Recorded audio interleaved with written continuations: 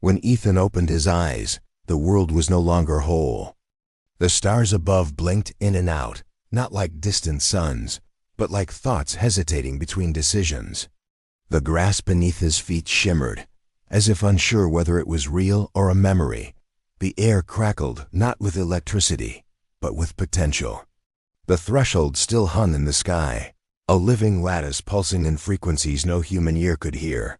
But now, the very fabric of reality around him seemed tired, stretched thin, as if the weight of too many versions of the truth was dragging it apart. At first, he thought it was trauma. Maybe Leah's disappearance, the revelation of the culling, the choice he hadn't yet. Maybe it had broken something inside his mind. But then he saw the cracks, not metaphorical, not emotional. Literal fractures in the air, thin glowing lines like heat mirages, where the world split open for a fraction of a second and showed something else on the other side. A classroom he'd never attended. A battlefield where cities burned with blue fire. A mirror version of himself screaming as if he were on fire, though his skin was untouched. And then it happened again. He blinked, and he was elsewhere. Not far. Just different. The same field, the same sky, but a tree was missing. The air smelled like ash. And behind him stood someone, not someone, himself. Older, hardened, wearing a coat that looked scavenged from a future that had forgotten beauty. This other Ethan stared at him with exhausted eyes, not surprised, not afraid. Just prepared. "You made it here too," the older version said softly, as if they'd rehearsed this moment in 1,000 forgotten dreams. Ethan tried to speak, but his throat was dry with questions he couldn't name. The older Ethan looked past him, scanning the skies. "The convergence point is breaking down. We don't have long." And just like that, the field shifted again, this time violently. The sky blinked twice, once red, once green. Buildings rose and fell like breathing things. Shadows froze in place, as if time itself had forgotten how to move forward. They were inside a memory that didn't belong to either of them. Ethan stumbled. What is this?" The older one sighed. "Not what, when, and where. Every version of Earth that resisted is now collapsing into each other. They're not replacing humanity on just one Earth. They're doing it everywhere." That word, everywhere, hit like a thunderclap across Ethan's soul. This wasn't just an invasion of a planet. It was a pruning of realities.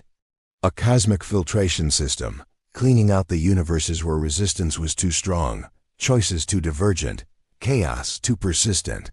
He remembered Leah's words, "The integration has already begun." But he had misunderstood the scope. Integration wasn't limited to species. It was targeting entire versions of existence. Ethan felt it in his chest now, a rhythmic pull, like gravity but stranger. Not a force dragging him down, but dragging him inward, towards something. The field, the core, whatever lay at the center of all this. The older Ethan continued, his voice now shaking. "I stayed. I resisted. I fought. I watched everyone I loved either disappear into sleep or become something else. The cities collapsed, not from war, but from forgetting themselves. I am the last version of you who chose isolation." He pulled out a thin metal shard, a fragment from a hybrid transmission tower, pulsing faintly. "This is your key, the beacon. Every Ethan that makes it this far is given a choice. Some join, some destroy, some vanish entirely, unable to decide. But the convergence doesn't wait. It collapses the undecided." And suddenly, Ethan understood. This was not a battle for Earth. It was a test of coherence. Which versions of reality were compatible with the new structure being born? Those that weren't were being folded inward, memory by memory, until they ceased to exist. Lightning danced across the sky, but not natural lightning. It formed symbols, glyphs, strings of meaning only half understood. The trees swayed to music that wasn't playing. He saw children running through the fields, flickering in and out of phase. Some of them were him, some were not. The older Ethan pressed the shard into his hand. You won't have this conversation again. Every Ethan who reaches the final threshold only speaks to himself once. After this we diverge, and then he was gone. No portal, no beam of light. Just a ripple, as if his presence had never quite belonged here in the first place. Ethan stood alone again, but he could feel the fragments around him. Echoes of his other selves, lives unlived, decisions not taken. A universe cluttered with what-ifs and maybes, all converging now into a singular moment of truth. He knew where to go. He walked through the warped fields, watching the landscape shift around him. An office tower rising from the dirt, flickering into a lighthouse, then a ruin. People passed him with half faces and mirrored eyes, whispering thoughts he hadn't yet thought himself. Time unraveled. Space rewrote itself. And still he walked. At the edge of the convergence, where all versions of him bled together like ink in water, a door awaited. Not a technological marvel, just a door. Wooden, simple, weathered.